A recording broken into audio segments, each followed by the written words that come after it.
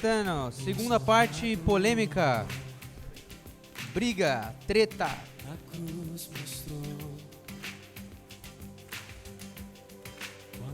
Bom, vamos lá. Tentar fazer essa parte em meia hora, mais ou menos, pra gente conversar bastante depois. Preto. Ótimo, não precisa não. Não precisa.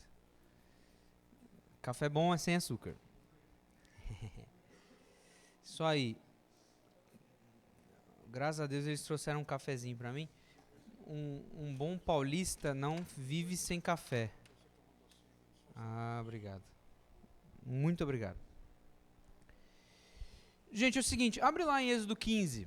Pra gente começar essa parte, ela é uma parte um pouco mais específica da música em si. E a gente tem uma proposta agora de eu fazer um breve comentário, não tão breve assim, porque se eu me empolgar não vai ser breve, sobre a história da música na história.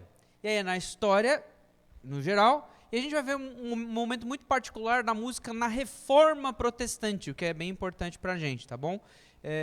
Principalmente para algumas coisas que a gente vai aplicar no final dessa minha fala, na questão de como que a gente gere, por exemplo, a dinâmica do ensaio nosso, dos músicos, da proposta de como que as músicas podem servir de fato ao culto, de uma maneira bem prática, de uma maneira que ela funciona e do que ela não funciona, tá?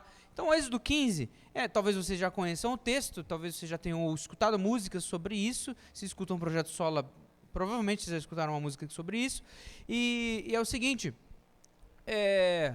essa parte que a gente vai ler aqui, de Êxodo 15, vem logo depois de Deus ter levantado Moisés, de Deus ter conduzido Moisés ali, todo aquele evento de Moisés com o faraó, e então todo o povo hebreu sai do Egito, e eles saindo do Egito, quando eles estão indo de pés enxutos, atravessando todo aquele rio, você vê Moisés e os filhos de Israel entoando um cântico ao Senhor. E o texto diz: cantarei ao Senhor porque ele triunfou gloriosamente. Ele lançou no mar o cavalo e o seu cavaleiro. O Senhor é minha força, o meu cântico. Ele se tornou a minha salvação. Este é o meu Deus, portanto eu o louvarei. Ele é o Deus do meu pai, por isso eu o exaltarei. O Senhor é homem de guerra e o Senhor é o seu nome. E o cântico, ele continua, ele é um cântico longo.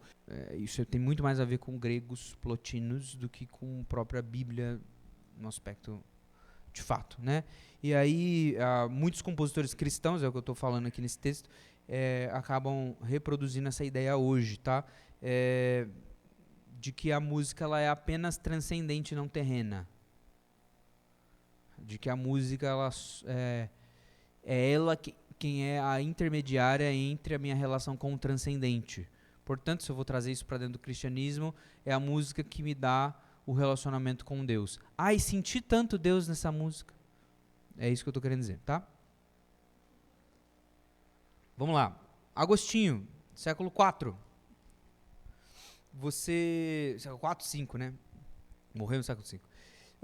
O Agostinho tem uma coisa, um livreto que ele escreve que é o De Música. E ele fala que a apreciação da música não só se dá pelos seus aspectos ou matemáticos ou terrenos, mas também pelos aspectos imateriais. Ele vai pegar um pouco do Platão, um pouco do Aristóteles e um pouco do plotinismo, não tanto, mas ele vai continuar e tentar encaixar isso dentro da teologia, tá? Agostinho é muito influenciado pelos gregos, então entenda isso, tá? Ele não é tão...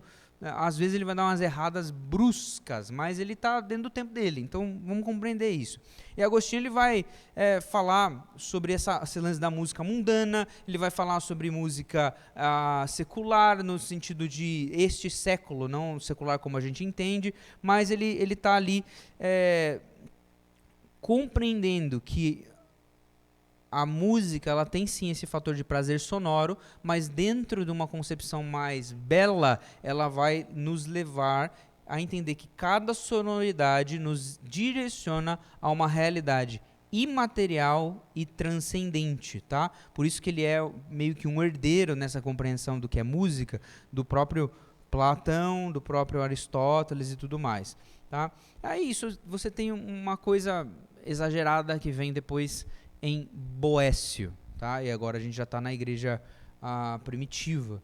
e um pouco mais para frente, porque Boécio é esse que, fazendo parte da divisão de trivium, quadrivium e toda aquela questão medieval que existia, ele vai dividir, e claro, a música ela foi uma das partes ali da grande divisão do quadrivium: gramática, aritmética, astronomia e música. E o trivium tinha o quê? O trivium tinha retórica, dialética e mais um que eu esqueci mesmo, não vou lembrar. Mas esse era o quadrivium: geometria, aritmética, astronomia e música. E a música, dentro de uma certa concepção ao longo da história, ela teve muito uma participação mais matemática do que musical mesmo. O cara ele poderia se formar em música na faculdade sem tocar um instrumento, por exemplo. Era só ele saber como a música se estruturava, ele tinha lá o seu diploma de música. E aí Boécio ele dividia a música em música mundana, música humana, música instrumentalis. A música mundana era essa música cósmica, que tinha a harmonia das esferas, que tinha uma concordância com os elementos. A música humana era justamente a infiltração da música mundana, uma mistura da música mundana com elementos de humanidade, com corpo, com alma. É a música mais experimentada mesmo. E aí tinha a música instrumentalis pro Boécio, que era de fato o som físico, ou seja, aquilo que a gente mais entende hoje, que é a música ou o som. Ele é uma onda sonora, é um negócio físico que acontece. A caixa aqui está falando, o ar está sendo empurrado pela onda, está chegando nos seus ouvidos. Isso é para Boécio o que ele estava começando a elaborar do que é a música instrumentalis, a música ouvida, tá? Aquilo que a gente consegue ouvir, as frequências se tornando em algo palpável, tá? O Boécio ele foca muito mais, enquanto um cara mais escolástico do que os outros que a gente viu até agora, ele foca muito mais no lado matemático do que experienciável da música, tá? Ou transcendental, etc. Esse é o Boécio. Mas tudo isso para a gente tentar trazer essas coisas. Agora, quando a gente vai para a Reforma Protestante, eu tenho um personagem da Reforma que a gente conhece muito bem, chamado João Calvino, e João Calvino se apoia para entender música num outro personagem histórico,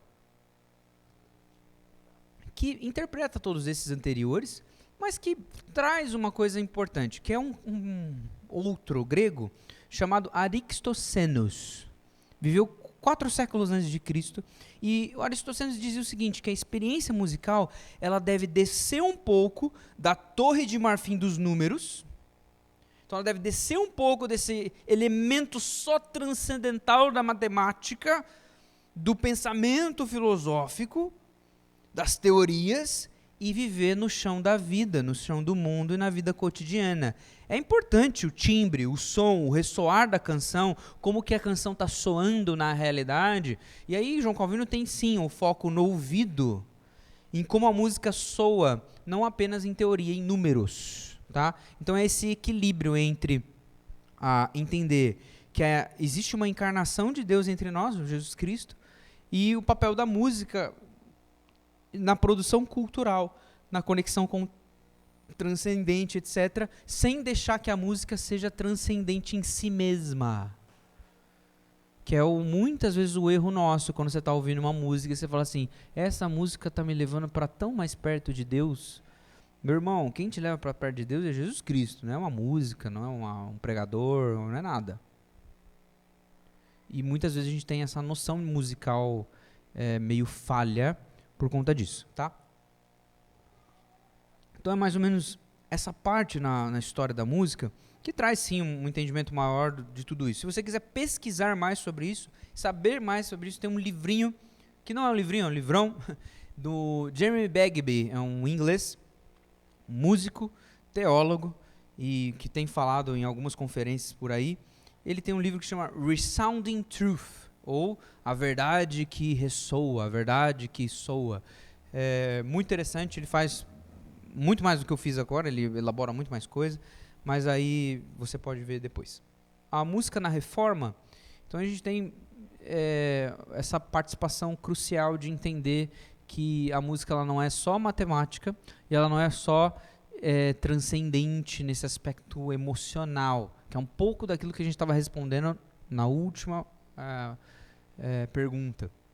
Então, a reforma ela tenta aproximar a música de uma compreensão que é aquilo que Aristoteles falava.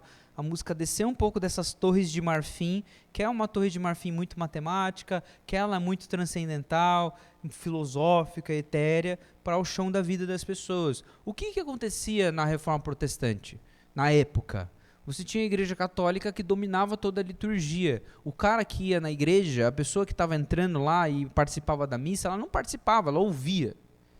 Ela ficava ali e ela repetia algumas palavras, muitas vezes sem entendimento. Na Reforma Protestante, o maior triunfo de toda a Reforma foram talvez 3 coisas importantes, e todas as 3 coisas importantes elas têm a ver com o culto. Primeira coisa importante é trazer a Bíblia para a língua do povo. Então, desde a pré-reforma, você tem personagens como John Wycliffe, como William Tyndale, como John Hus, que tentam trazer traduções da palavra de Deus, que muitas vezes antes eram só em latim, para a própria língua popular. Martinho Lutero, por exemplo, quando traduz toda a Bíblia para o alemão, ele acaba, por consequência, unificando a língua alemã. Então, o alemão tinha vários dialetos diferentes, tinha várias características diferentes para cada região, e como a Reforma Protestante também foi, não só um movimento religioso, mas político, acabou unificando vários países. E uma das coisas que ajudou muito nesse processo foi justamente a tradução alemã de Martinho Lutero, que unificou a língua. E as pessoas agora tinham acesso. Tem uma máxima da Reforma Protestante que falava que nunca se viu tanto a palavra de Deus ser discutida em bares, em calçadas, no meio da rua e etc. Porque agora todo mundo tinha acesso. Antes as pessoas não tinham acesso ao que era a palavra de Deus. Elas estavam reféns. Essa é uma frase de Lutero, né? Elas estavam cativas à igreja. A reforma foi a libertação do cativeiro da palavra, digamos assim. Isso é importante. Então você tem a palavra na língua popular. Segunda coisa, você não tinha a participação da igreja no meio da liturgia. Então, principalmente no canto congregacional, não tinha canto congregacional. Só o clero que cantava. Então você tinha o canto gregoriano, do Papa Gregório Magno, você tem ali a instituição de algumas músicas. E essas músicas, na forma de coletas, que eram pequenas orações, etc., ou então alguns salmos, ou então algumas partes cantadas muito tradicionais, eram só pessoas específicas que cantavam e poderiam cantar. A igreja apenas repetia algumas partes, muitas vezes sem entendimento. Então você tinha uma participação muito nula da igreja. E uma das coisas que a reforma colocou também foi a música nos lábios do povo. E música que educava, música que ensinava, música que capacitava e que fazia uma parte muito importante, que era a memorização de grandes versículos. Quando Martinho Lutero escreve Castelo Forte, que é exatamente o Salmo 46, numa interpretação dele, você coloca o Salmo 46 na boca do povo. Então, uma oração muito forte, uma confissão de fé muito forte, que é Castelo Forte, na boca das pessoas para cantar na sua própria língua. Né? E a terceira coisa é que agora o sermão, o púlpito, também é uma reforma do púlpito. Então você tem uma reforma da língua, da palavra, uma reforma da liturgia, e aí envolve, entre outras coisas, o canto congregacional e a participação do povo, e uma reforma do púlpito, do sermão, buscando mais o entendimento do povo, que o povo entendesse, praticasse e obedecesse, do que somente algo ritualístico sem sentido, sabe?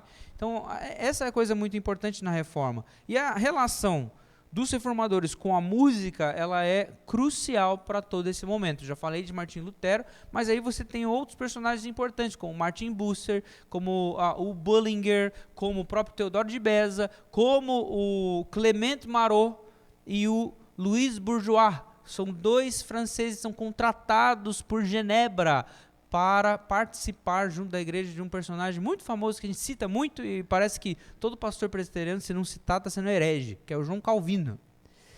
E isso é importante não só por conta da nossa herança, mas é importante sim, por causa que isso revolucionou muito a música congregacional. O que o João Calvino fez?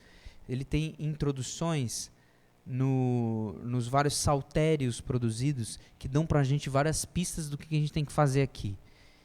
a música ela pode servir como material para oração pública. E aí João Calvino incentivava os caras. Olha só o que João Calvino fala na introdução de um dos saltérios de Genebra. Nós descobrimos por experiência que ela tem um poder secreto e quase incrível de mover o nosso coração de uma maneira ou de outra. Assim, nós devemos ser diligentes de governá-la, ele está falando da música, para que possa ser-nos útil e não perniciosa. É termos canções não meramente honestas, mas também santas, o que será como esporas para nos incitar a orar a Deus e louvá-lo, a meditar sobre as suas obras, para amá-lo, temê-lo, honrá-lo, glorificá-lo. Então a música, ela provê um material de oração para a igreja. Esse é um incentivo importante. A música também pode ensinar a palavra de Deus e reforçar o conteúdo do texto. O Martim Lutero e também Calvino, eles tinham uma compreensão muito grande. Às vezes, quando a gente está pregando, por exemplo, eu estou falando alguma coisa aqui, vou pregar hoje à noite, vou pregar amanhã, talvez na semana que vem você não vai lembrar de tudo que eu falei. Você não vai lembrar de todas as frases, etc. Mas você vai lembrar de uma música que cantou aqui. Aí você vai cantar uma música, quando você vai estar lavando a louça, você vai lembrar dela, você vai decorar ela. E muitas vezes você acaba decorando versículos inteiros com alguma música que foi cantada. A música ela tem uma capacidade de ensinar a palavra de Deus. E por isso que ela é crucial, ela foi tão usada nessa época. Uma coisa que acabou acontecendo, e o Jeremy Bagby ele fala o seguinte: o cuidado de Calvino quanto à música, ele nasce do seu vigoroso respeito pelas eloquências particulares e potentes da música. O que é isso que aconteceu? Calvino ele enfrentou uma igreja que não cantava, da mesma forma que Lutero e que todos os outros. Uma igreja que não estava acostumada com isso. Então, João Calvino, Guilherme Farrell, Teodoro de Beza, Bullinger, Zwingli um pouco menos, porque ele tinha menos música na sua liturgia, mas ele era um músico também, e vários outros personagens dessa época. Eles entenderam que, peraí, o povo precisa cantar, mas para cantar o povo precisa de músicas. Não tinha músicas próprias para o povo cantar. Antes as músicas todas eram compostas para o contemplar, o que não é exatamente errado, mas você não tinha esse material para o povo cantar junto. Esse lance de música folk que eu estava falando, folclórica, que representava o povo, que a gente acabou de ler lá em Êxodo 15, não existia nessa época. Tinha terminado, tinha acabado. O material bíblico sobre isso era até só visto como algo distante. Então eles contratam pessoas. Olha só que interessante, eles contrataram Guilherme Marojo, Luiz Bourgeois, vários outros, até Guilherme Farrell colocou, para o quê? Para compor canções que viraram os saltérios diversos no período da Reforma, principalmente os mais famosos, os saltérios de Genebra, e ensaiar coros infantis. João Calvino contratou Luiz Bourgeois, inclusive, para ensaiar um coro infantil, para que o coro infantil, cantando de uma forma harmoniosa, pudesse ensinar o restante da igreja a cantar. E o restante da igreja, ouvindo as crianças cantando, falou assim: se as crianças conseguem, então eu preciso cantar junto também. Então as crianças que tinham essa representação de algo que poderia ser feito por todos nesse aspecto, as crianças cantavam e inspiravam todo o resto. Então, dentro da liturgia genebrina, as crianças tinham um papel muito nobre, que era de ensinar o povo a cantar. Por quê? Por que eu estou falando isso? Da onde Calvino tirou isso aí? Da cabeça dele? Alguém lembra um versículo que fala sobre isso? Da boca dos pequeninos sai o perfeito louvor. E baseado nisso, é claro que eles incentivaram as crianças a cantarem. A igreja teve uma revolução muito grande. Tão grande mesmo, que a música ali em Genebra começou a ser muito popular. Eles viraram os mais ouvidos no Spotify genebrino. Mas não só genebrino, mas holandês, francês, alemão, etc. Então, saltérios de Genebra ficaram muito famosos, não só na Suíça, mas descendo para todos os outros países. Então, inclusive, tem um cara holandês, deixa eu ver se eu acho ele aqui. Tem um cara holandês que ele fica muito bravo mas muito bravo, porque o que começa a acontecer? E esse dilema nós vivemos hoje. As músicas do Saltério de Genebra, de 1559, eram muito famosas. Eram músicas muito bonitas, as pessoas gostavam, e as igrejas da Holanda começaram a gostar bastante. Então vinha alguém visitar lá Genebra e falava assim, nossa, que música incrível, vou trazer aqui para o meu país, vou traduzir para o holandês. E eles traduziam para o holandês e começavam a cantar aqui a igreja numa parte da Holanda. Aí lá no sul da Holanda, a igreja, que música bonita, vou traduzir. Aí de repente começou a ver um monte de versão, diferentes. E aí um pastor que começou a visitar várias igrejas, começou, gente, peraí, cada um canta uma versão. Aí tinha igrejas que na mesma igreja, o cara aqui sabia uma versão, a pessoa ali sabia a outra e tal, e de repente estava cantando cada um uma coisa. Todo mundo conhecia a melodia, mas cada um estava cantando uma coisa. Uma outra particularidade que acontecia na época é que você não tinha um instrumento de fato que organizasse tudo isso. As pessoas cantavam sem instrumentos. E aí, eu vou falar errado o nome dele, mas ele chama Contaning Huygens, sei lá, não sei falar esse nome.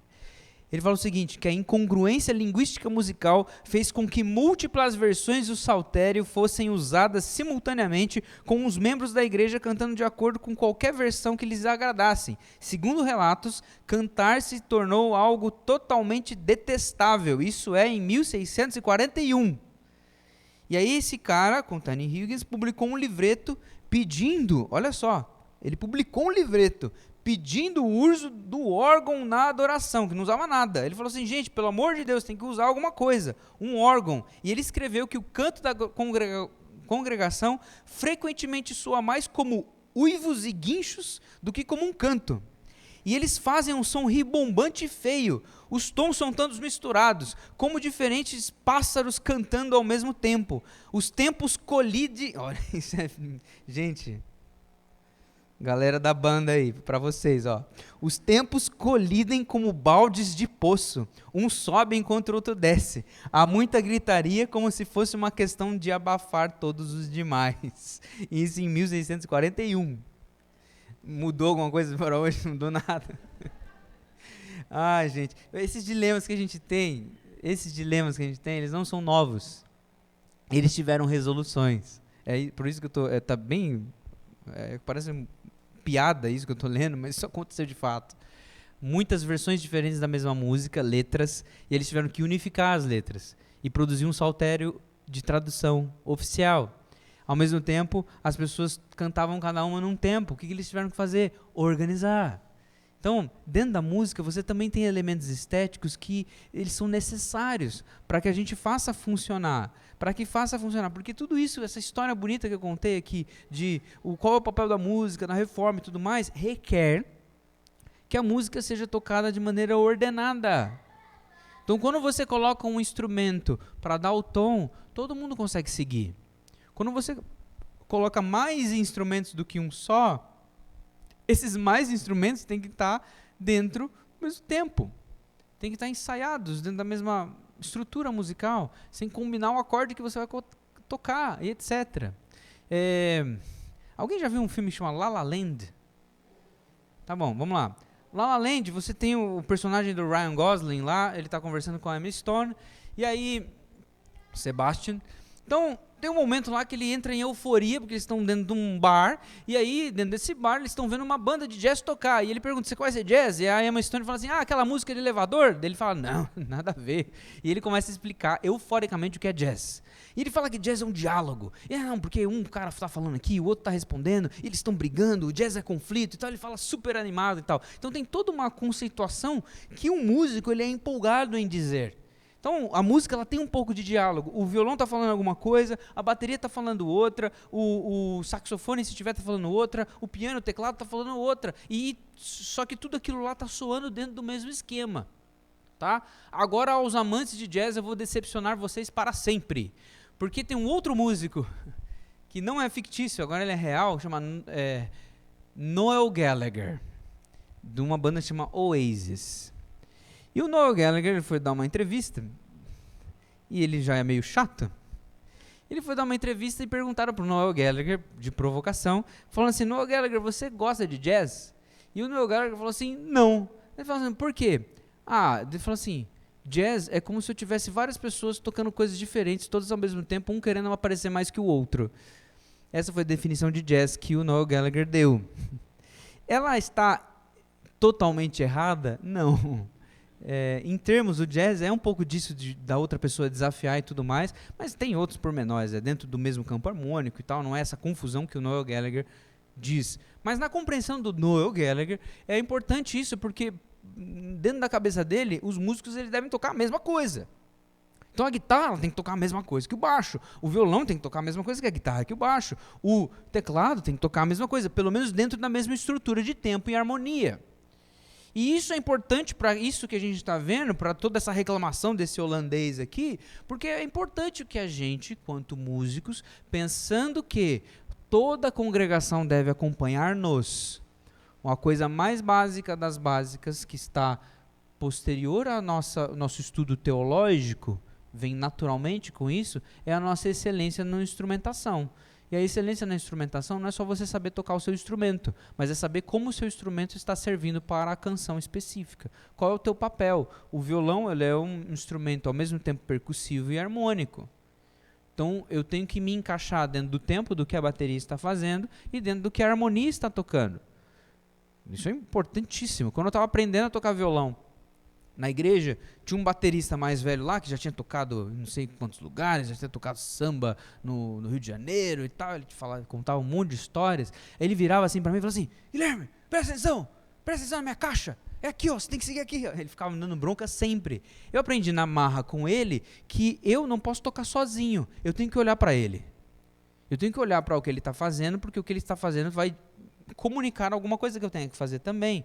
E aí teve outro, a tecladista na banda também ficava assim, Guilherme, você está tocando a mesma coisa que eu, toca em outro lugar, toca assim, eu vou tocar o mesmo acorde, só que dentro do mesmo acorde eu posso espalhar um pouco o espectro do que eu estou fazendo para não chocar. O que muitas vezes a gente faz dentro da igreja? É exatamente o que a igreja fazia lá, cada um tocava no seu próprio jeito.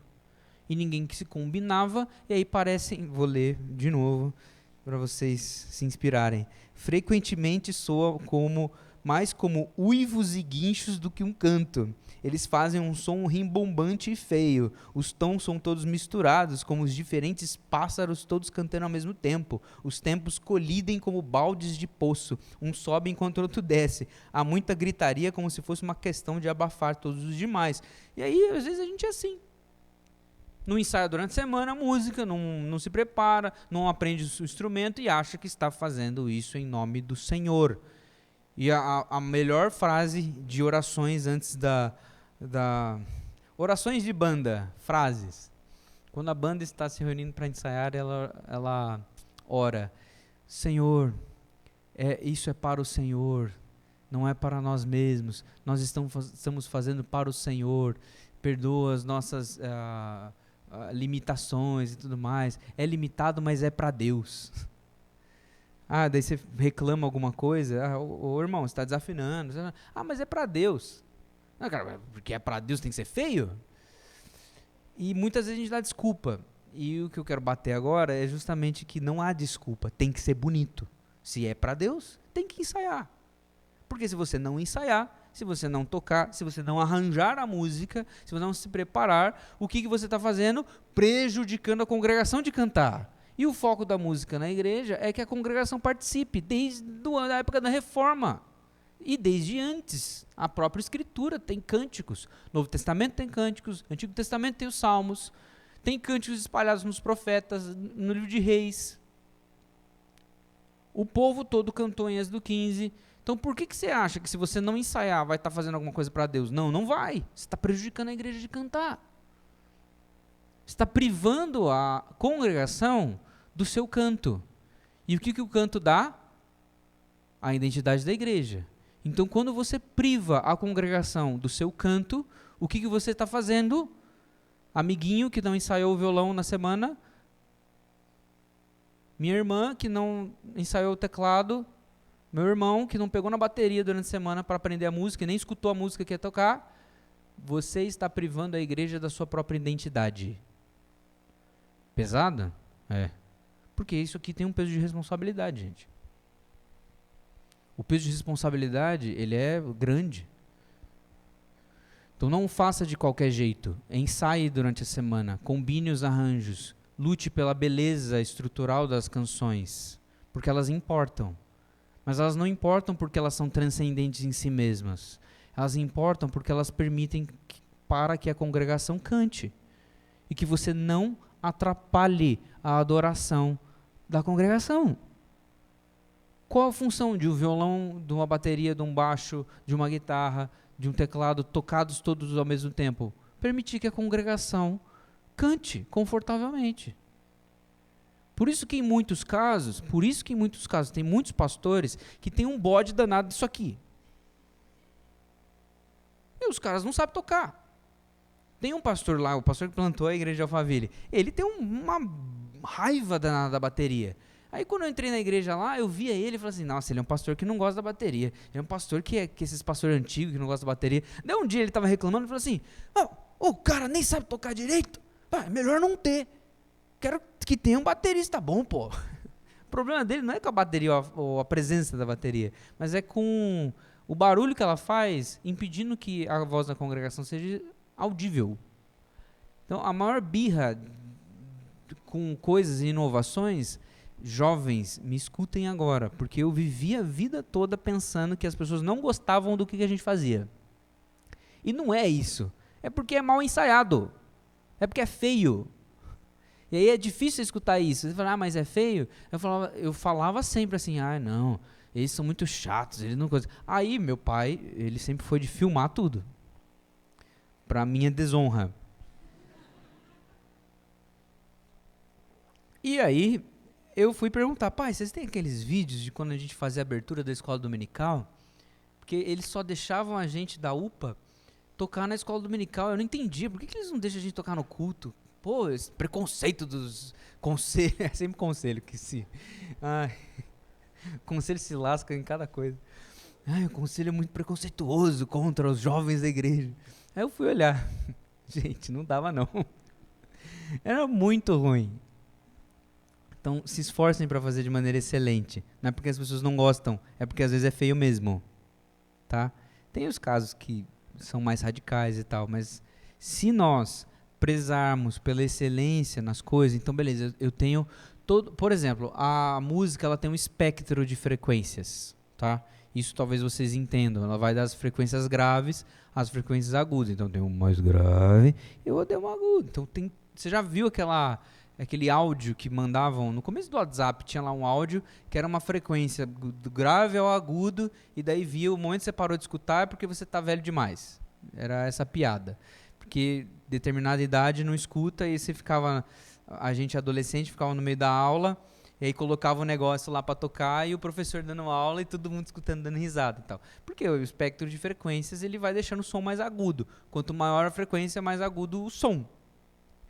E cada instrumento tocado, ele tem um espectro de frequências próprios. O violão, ele tem umas frequências não tão graves quanto um baixo, e nem consegue ir tão grave quanto um teclado, principalmente quando esse teclado ou piano tiver mais oitavas, e ele tem ali, é um instrumento mais médio, digamos assim. Ele está mais mediano no espectro de frequências. Já o piano, ele tem várias, ele é bem largo nas suas frequências, tem notas, uma extensão de notas muito grande. O baixo mais grave, o bumbo da bateria, naturalmente, mais grave, mas a caixa da bateria mais aguda. Então, os instrumentos eles são separados no seu espectro de frequências. Quando você vai estudar teoria musical, ou vai para um curso de música, composição, etc., nos cursos diversos de música, sempre tem um deles que é um curso de arranjo. E quando você vai fazer curso de arranjo, eu tive a oportunidade de fazer online na Berkeley, fica em Massachusetts, mas eu fiz online, eu não fui para lá. Muito caro fazer essas coisas, mas enfim. Aí, dentro do curso de composição, que foi o que eu fiz, você tem lá arranjo para compositores. E dentro dessa concepção eu tenho que pensar, vou criar a prosódia da minha música, também a prosódia da minha música pode ser passada ou interferida e prejudicada de acordo com o arranjo que eu coloco, de instrumentos inclusive. Um instrumento médio, ele vai passar algumas coisas. Um instrumento muito grave, ele vai passar outras. A presença de mais instrumentos e frequências graves do que médio e média agudas vai dizer outra. Então esse arranjo ele é importante. Por isso que a pianista, quando eu estava tocando com ela me perguntou, você está tocando a mesma coisa que eu? Não toca. Porque imagina se eu tenho um instrumento aqui tocando a frequência de, sei lá, 400 Hertz. Tem um instrumento tocando aqui. Ele está tocando as notas todas aqui. Eu tenho um outro instrumento também tocando aqui. Eu tenho um outro instrumento também tocando aqui. O que vai acontecer com o som? Ele vai virar uma massa que você não consegue distinguir nada. Ele vai ficar um... E às vezes as bandas tocadas parecem isso, porque ninguém ensaiou, está todo mundo tocando o acorde mais básico possível, vai chocar, todos estão tocando a mesma frequência. Agora, o que acontece quando a gente vai para um estúdio, vai gravar, etc., você vai perceber, peraí, não pode tocar tudo aqui, eu tenho que espalhar. Então, guitarra, vamos tocar umas notas mais agudas aqui, toca não todas as notas, toca algumas, que aí você vai conseguir aparecer. Piano, vamos fazer esses acordes aqui, toca essas notas, faz essas daqui complementares, tenta fazer essas transições, aí você vai aparecer mais aqui. E aí todo mundo vai se espalhando num espaço só, para fazer uma analogia com o esporte. Se você pegar no futebol e botar todo mundo como atacante, não vai dar certo. Ou todo mundo como goleiro, ou todo mundo como zagueiro. Você tem que espalhar. Tem papéis definidos para a música também. Então isso é importante. Quando você for ensaiar ou um violão, uma guitarra, um piano, é importante você combinar. Peraí, o que a guitarra está fazendo? O que o violão está fazendo? O que o baixo está fazendo? O que a bateria vai tocar em qual parte? Como que nós vamos trabalhar a dinâmica da música, a intensidade sonora produzida? Tudo isso vai ter interferência direta em como a congregação vai receber essa canção, em como a congregação vai responder cantando. Direta. Isso é muito, muito importante, muito mais do que às vezes a gente quer admitir. Porque às vezes a gente acha, não, peraí, não, a gente não tem instrumento, a gente não tem muita coisa. Mas olha só, a gente não é como aquela igreja lá que tem isso, mas espera aí, os instrumentos estão ali, os instrumentos são os mesmos, então eu posso sim, mesmo em situações mais reduzidas, pensar com mais calma, possibilitando a igreja de cantar. Por quê? Aí, para terminar essa parte, tem um cara que chama James Smith. Deixa eu ver se eu coloquei o que ele colocou aqui. Não coloquei não, mas eu lembro de cabeça. O James Smith, ele tem uma carta aberta às congregações. Você encontra isso na internet. Carta aberta à igreja sobre canto congregacional. E ele fala 3 coisas. Ele fala assim, gente, olha o seguinte. Se a igreja não consegue cantar junto, não é adoração pública. Se vocês estão tocando e cantando e a igreja não consegue acompanhar vocês, não é adoração pública. Vocês têm que mudar. E às vezes é mudar a música. E às vezes é mudar o tom. Ou às vezes é ensaiar direito. Segunda coisa, se a igreja não conhece as canções e não consegue aprender as canções, não é adoração pública. Então as músicas elas têm que ser conhecidas da congregação. Você pode ensinar músicas novas, mas se só tiver músicas novas no repertório e ninguém conhecer, ninguém vai acompanhar. Em terceiro lugar, eu acho que ele fala, talvez eu esteja errado, mas também é importante isso que eu vou falar. A música dentro da igreja não é para um músico solar e aparecer mais do que todo mundo.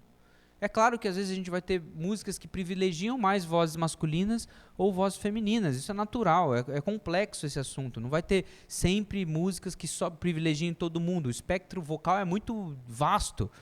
Mas, mesmo assim, a gente pode escolher com equilíbrio canções que por vezes vão privilegiar mais os homens e por vezes vão privilegiar mais as mulheres, ou pelo menos um território médio entre todos.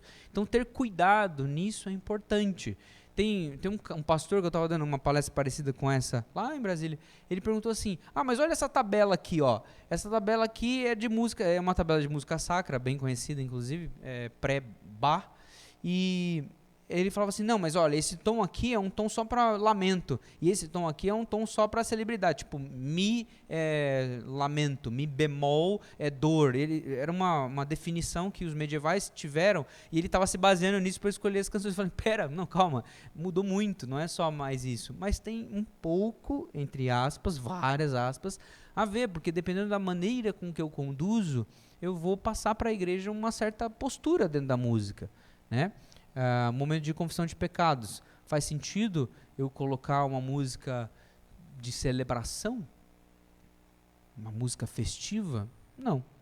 Momento de comunhão em que a igreja vai responder aquilo que ela aprendeu no sermão, ou que a igreja vai cantar junto, toda ela ali adorando a Deus. Faz sentido eu colocar uma música que só uma pessoa consegue cantar? Ou uma música tão complexa que a igreja vai ficar mais ouvindo do que cantando junto? Não, não faz sentido. Então, esses cuidados, eles são importantes para nós, porque aí a gente consegue reproduzir e ser fiel a esse evento que acontece em Êxodo 15 e que continua com a igreja até os dias de hoje, que é a igreja ser marcada pelo canto congregacional. A igreja, ao longo dos séculos, ela sempre foi marcada e conhecida pelo canto congregacional. O canto congregacional, ele revela a identidade de quem a igreja é. Ele revela para nós a história do grande Deus que tem conduzido o seu povo desde que ele tirou o seu povo do Egito, e também administra no seu coração e no meu coração a esperança do retorno de Cristo. É assim que acontece em Apocalipse, por exemplo. Quando você vê os anjos, os seres viventes, você vê todos ali os capítulos repletos de canções ao Cordeiro que venceu e que é digno de abrir o livro. Apocalipse talvez é um dos livros que tem mais canções, que exaltam o nome de Deus, que glorificam o nome de Deus. Tá bom? Alguma dúvida? Questões? Dívidas? Vai. Microfone ali na frente e depois para a Cintia lá atrás. Ou para a Cintia primeiro. Uma dúvida em relação ao conteúdo da música. Você falou anteriormente sobre a gente não se prender nessa relação de eu vou olhar para o conteúdo da música e não para a pessoa que compôs, né? Só que eu tenho uma dúvida em relação à igreja. Por exemplo, os adventistas. Geralmente, tem muitas músicas que são até cristocêntricas dentro do canto adventista. Uhum. A minha dúvida é, será que quando a gente canta músicas que as pessoas sabem que são do pessoal do adventista, isso poderá causar uma confusão ou também a gente não deveria levar isso em conta? É uma situação complexa essa, principalmente por conta dos adventistas, porque os adventistas, por serem bem existencialistas em algumas coisas e escatologicamente bem confusos e diferentes de nós, eles acabam colocando alguns termos tão bonitos que às vezes eles estão sutilmente colocados dentro de uma música que às vezes a gente acha, nossa, é cristocêntrica, mas no fundo não é. Por isso o cuidado da análise teológica. Quando a gente vai para algumas músicas, e eu falo porque eu conheço eles, e beleza, ok, tivemos discussões e tal. Quando você vai para as músicas do Thiago e do André Arraes, você tem coisas legais ali. Mas aí quando você traz elas para dentro do culto, essa é uma opinião minha, você está afirmando exatamente tudo aquilo. E você pode inspirar essa pessoa que está ouvindo essa do Arraes a ouvir as outras. E é uma coisa bem complexa, porque aí você está levando a pessoa a entender que aquilo é tudo autorizado, está tudo bem. E aí pode gerar mais confusão do que claridade. Uma coisa que eu falei para o Thiago, posso falar e falei para outros, para a música dentro da igreja, e principalmente para um cristão que está querendo servir a igreja, nós precisamos ser o mais claros possíveis. Quando a gente coloca mensagens dúbias na música, é claro que às vezes frases vão ter muita beleza poética, é claro, mas quando eu coloco a mensagem muito subjetiva, não é ideal para o canto congregacional, não vai servir a igreja, porque vai gerar mais discussão sobre o que a música quis dizer do que claridade sobre o que a música realmente disse. Então, por isso que às vezes eu vejo com cuidado isso. É claro que não é uma regra, não vai tocar mais música do Arraes. Não, mas ao mesmo tempo, cara, precisa ser uma música clara.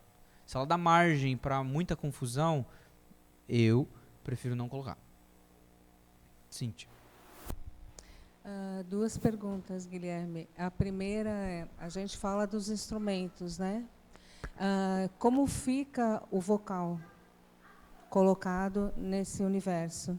Né? E a segunda coisa, o canto congregacional dirigido pela banda na igreja, você colocou ali, a função da banda é, digamos assim, levar a igreja ao louvor. Então, a projeção é a banda ou a projeção é a igreja cantando? Tá bom, vou primeiro do vocal. O vocal ele também tem duas funções distintas. E aí você tem o dirigente vocal, e você tem, normalmente, quando tem igrejas maiores ou igrejas com muitas vozes, né, você tem essas vozes de back vocal, né, que a gente chama. E os backs normalmente estão fazendo um naipe diferente e tudo mais. Esses que fazem um naipe diferente, eu considero no arranjo como um instrumento. Eles estão ali trabalhando como um instrumento, como uma guitarra, como um baixo e tudo mais, além de meramente uma pessoa que está também conduzindo a igreja na adoração. Ou seja, é importante que ele, como uma pessoa que está ali olhando diretamente as pessoas, também conduza as pessoas com alegria, com fervor, etc. E se aplica muitas das coisas que eu vou falar para o dirigente aqui. No diretório de culto de Westminster, lá atrás, 1643, você tem uma fala muito importante, embora a gente não tenha isso como símbolo de fé, é uma coisa bem legal de você ver. O diretório de culto de Westminster fala o seguinte: aquele que está dirigindo a congregação no canto dos salmos, eles eram da salmódia exclusiva, né? Mas aqueles que tá dirigindo a igreja no canto dos salmos, ele tem que fazer com alegria, com pureza de coração, excelência no que ele vai fazer, para que as pessoas se sintam inspiradas ao que ele está fazendo. Então, esse dirigente que está ali vocal, ele tem que habilmente dirigir as pessoas, para que cantem junto a ele. E aí tem uma segunda parte que é assim: se alguém não souber cantar, que ele ensine as pessoas a cantar e também proporcione alguma coisa para ela ler e acompanhar a letra. E se porventura não tiver alguém que saiba ler, que esse e os outros ensinem a pessoa a ler para que ela seja capacitada. Então tá vendo que a ideia principal é que ele seja mais um facilitador do que um apresentador? Que ele está ali, não é diferente, por exemplo, quando eu estou num show do Sola, que eu estou ali e cantando, de fato, eu estou apresentando, é uma apresentação, então eu tenho impostação de voz, eu tenho forma de cantar, eu tenho jeito de falar e etc, que é uma apresentação, ela tem um certo serviço, ela tem glória a Deus da mesma maneira, só que dentro de um culto, ele não é um show ou uma apresentação, ele tem outra funcionalidade. A funcionalidade de quando eu estou dirigindo lá na IP Alpha, para quando eu estou num show do Projeto Sola, o meu comportamento é distinto. Porque num show eu tenho certos comportamentos que valem para esse ambiente. E numa igreja, quando eu estou ali dirigindo uma parte de adoração pública, tem outros comportamentos. Então a minha impostação de voz muda, a parte que eu canto ou não canto muda, o jeito que eu vou falar muda, e o jeito de guiar também na melodia. Por exemplo, um exemplo mais musical. Tem muita gente que gosta de fazer melisma dentro da melodia. Vocês sabem o que é melisma? Melisma é quando você mexe muito na melodia, vai e volta, e você tem lá 2 ou 3 notas que você dá uma voltinha.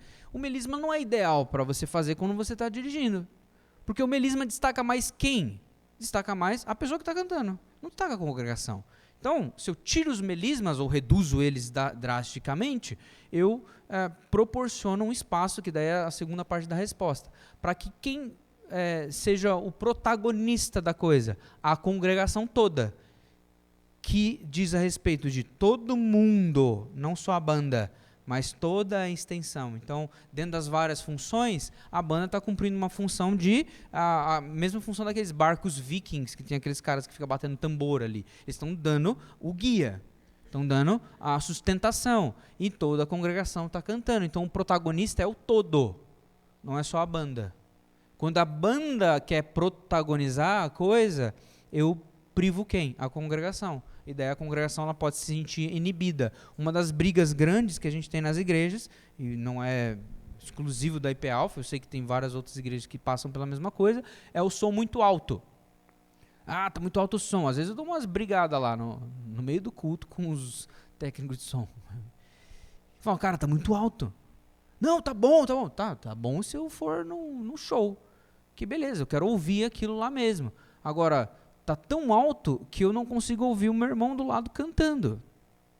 E isso é ruim.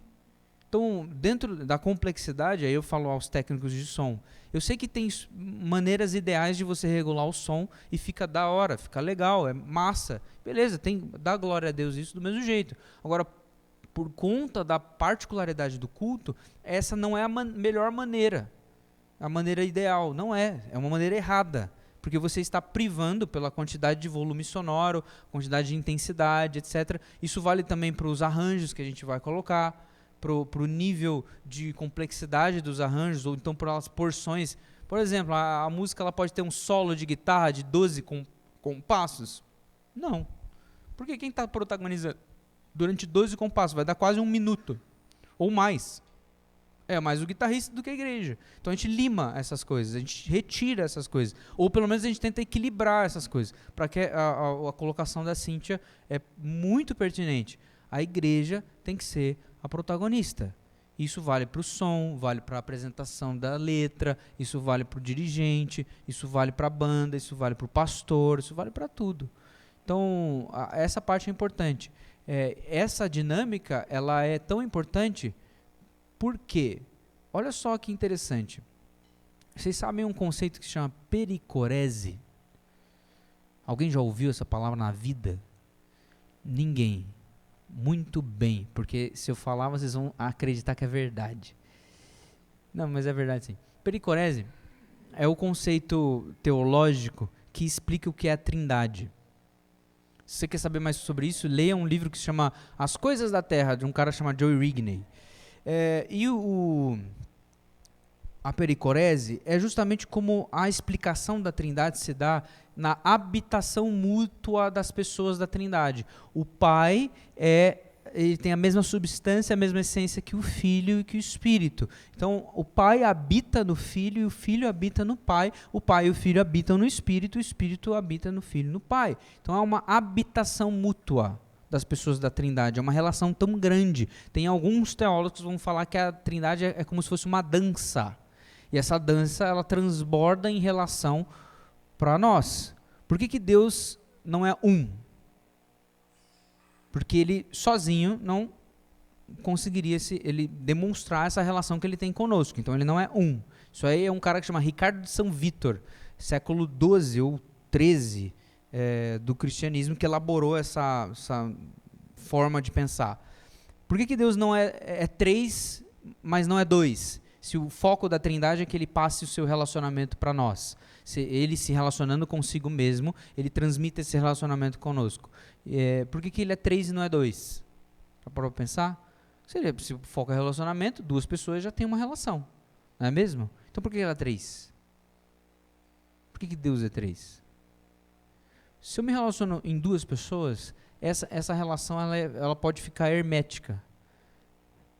Isso acontece muito na escola, principalmente com adolescentes. Você já ouviu falar, professor ali, mas aquelas 2 amigas lá, não sai delas, não consegue entrar nenhuma amiga mais. Ou então, as meninas que ficam tão próximas entre elas, que é um mundo particular delas. Isso acontece, às vezes a gente é egoísta nas relações, a gente não quer mais ninguém. Se o pai fosse só pai e filho, talvez essa relação não conseguisse transmitir, mas o pai é 3. Porque justamente na relação triuna do Pai, a Trindade, ele consegue demonstrar para a gente essa dança relacional. O Pai que habita no Filho, que habita no Espírito. O Pai que não foi gerado. O Filho que é eternamente gerado. E o Espírito que é eternamente procedente. Isso é a nossa teologia dentro da confissão de fé. Isso para nós, o que quer dizer? Provavelmente você que é pai e mãe já ouviu a frase: nossa, mas teu filho ou tua filha é igualzinho a você. Há um pouco de nós em nossos filhos. Há um pouco do Guilherme na minha filha Catarina, de 1 ano e 4 meses. Eu vejo isso. No sorrisinho que ela dá. Há um pouco também da Isabela.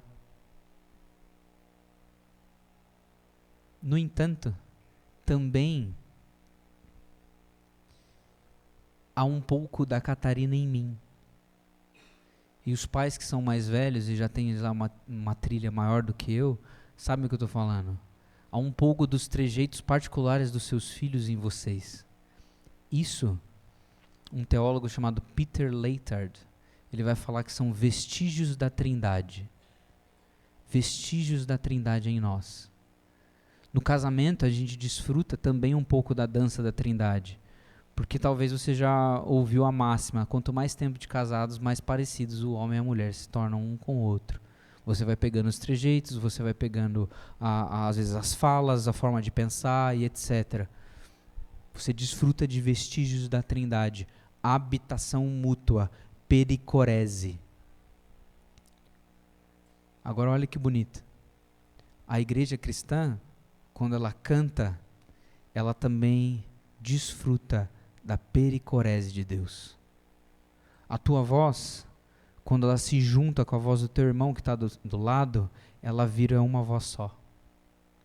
A tua voz habita na voz do irmão que está ao seu lado.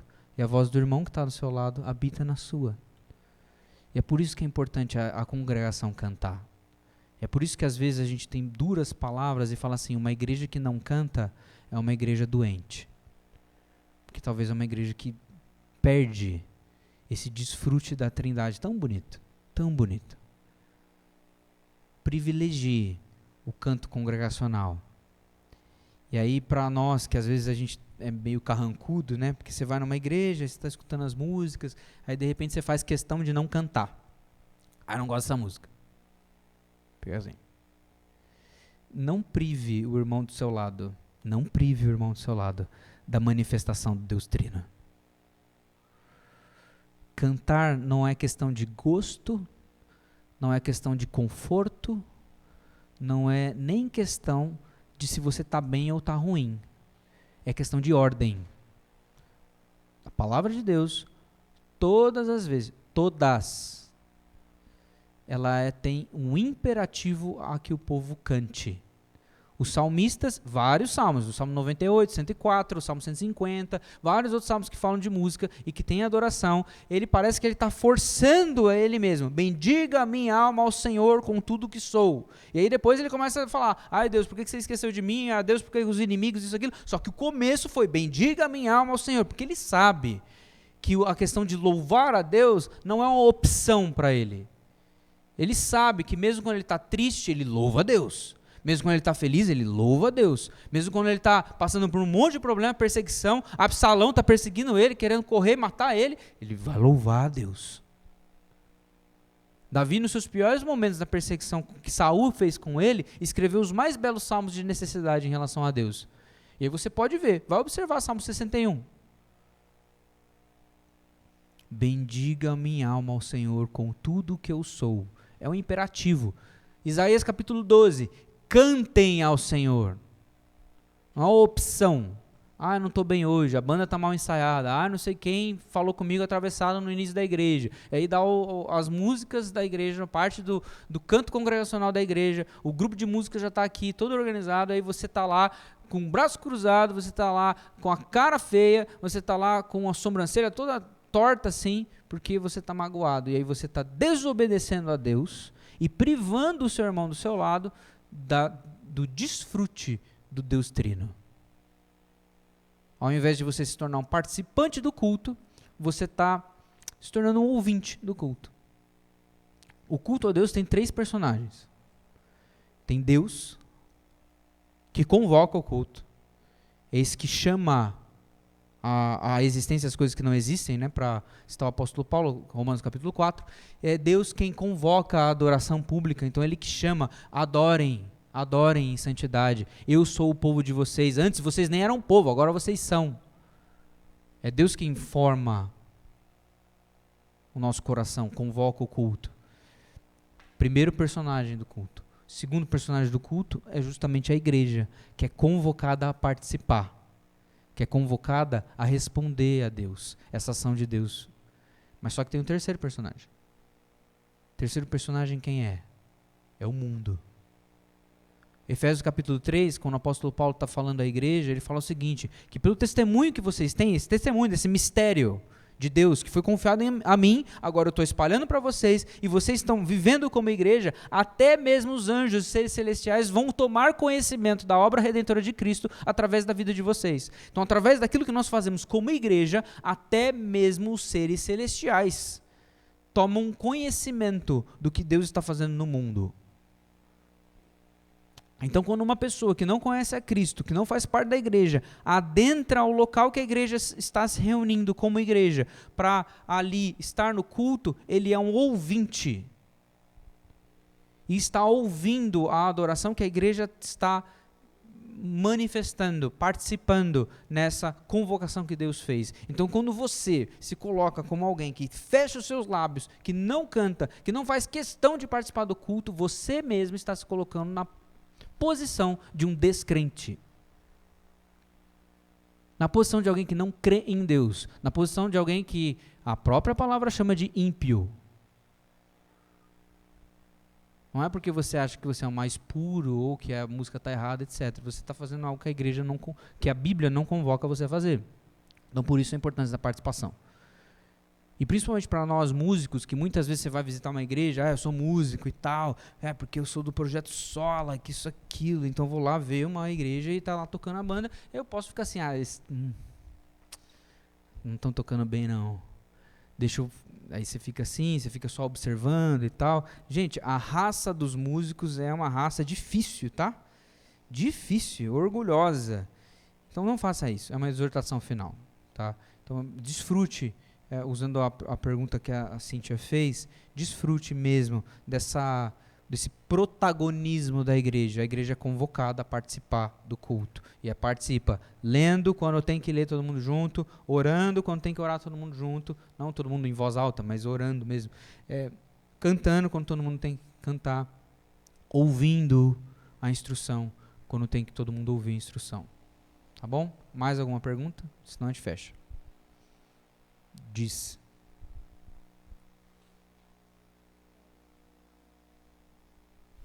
Então, eu acho muito verdade essa questão da música como um instrumento de doutrina, né, para a igreja, e é muito real, especificamente no público infantil, principalmente nos pequeninos, né, aqueles que têm mais dificuldade de prestar atenção em uma palavra mais falada e uma historinha contada.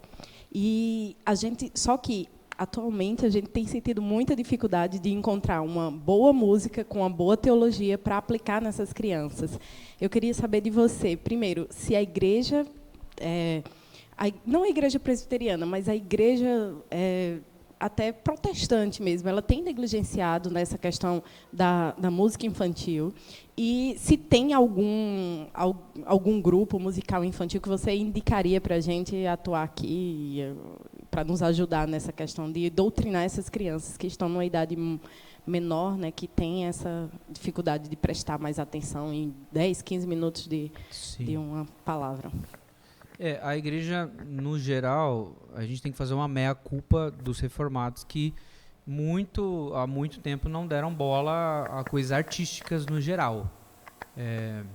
Mesmo as bandas que produzem música para a igreja. A gente pegou o Inário Novo Cântico e se sentiu satisfeito com isso e não produziu mais nada. Não estou falando que não produziu mais nada, mas como denominação a gente não progrediu nesse aspecto, né?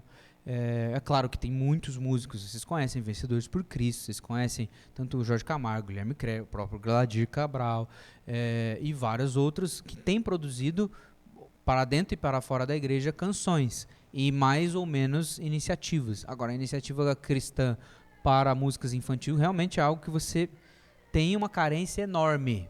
O que eu conheço de iniciativas? No entanto, as iniciativas elas ainda são muito tímidas. Iniciativas de, por exemplo, musicalização dos catecismos. O breve catecismo, por exemplo, catecismo de Heidelberg, que são os catecismos menores, assim, em termos de quantidade. Tem gente que está fazendo música em cima disso. O que precisa é do nosso incentivo, o que precisa talvez é do nosso destaque. Porque eu estou cansado um pouco de ouvir 3 palavrinhas. Porque, realmente, não que tenha músicas ruins no 3 palavrinhas, mas nas conchinhas lá do céu, é uma música bonita, mas ela é uma música bonita, é uma música importante, putz, amo demais as pessoas que fazem isso, mas às vezes é pobre teologicamente. Ou melhor, simples demais, pode ser mais. Infelizmente as pessoas que estão fazendo, elas não têm esse mesmo apreço que a gente tem pela teologia, pela educação teológica. Então precisa de gente que tenha esse apreço pela educação teológica junto com a excelência estética, a criatividade para fazer isso. O que eu conheço é esses que têm feito no Breve Catecismo, tem alguns que estão tentando fazer musicalização da Confissão de Fé, e aí tem uma eles não estão mais juntos, não estão mais produzindo mais nada, mas é banda Cross, com K, K-O-S-S, que é a melhor coisa para você fazer em termos de música para criança cristã. É você pegar um versículo, como ele está lá, e musicar. É exatamente isso que eles fazem. E aí tem o desenho, e tem toda a história, e ok, beleza. E aí a música é o versículo. Eu tenho colocado um pouco para a Catarina ver também, para ela já ir desde essa idade aprendendo algumas coisas. A banda Cross eu gosto muito, Samuel Mizrahi, é um cara bem legal, inclusive, e as músicas são criativas, assim, tem vários estilos musicais.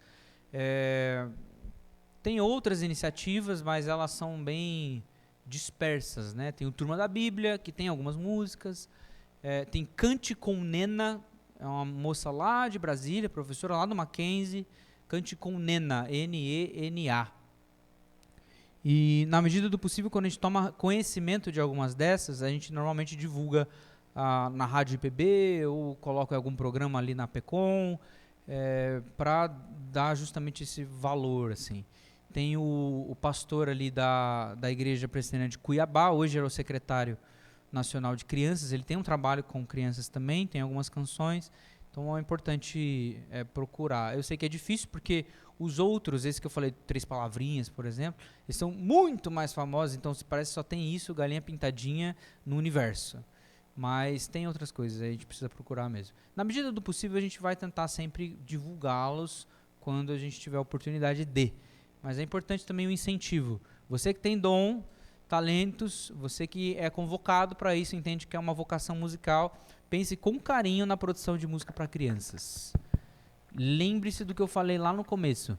Quando João Calvino quis fazer com que a congregação cantasse, dentro dessa cultura que a congregação não cantava, a primeira ação da igreja de Genebra foi contratar músicos para compor e ensaiar coral de crianças. Talvez isso diga um pouco a respeito da gente. Vamos dar os esforços um pouco para isso. Então, se você tem esse talento, se você quer, converse comigo depois, vamos incentivar. Tá bom? A gente pode... mas eu não sei compor. Eu tenho um curso de composição, eu posso ajudar. Mas eu não sei como fazer para gravar. A gente pode achar alguém que grava. Vamos dar incentivo. Recentemente a gente recebeu um casal, eu tenho que acabar, o Círio já está me expulsando daqui. A gente recebeu um casal com um breve catecismo e tudo mais. Então, vai ter. Se Deus quiser, vai ter. Tá bom? Vamos orar, gente? Pra gente acabar?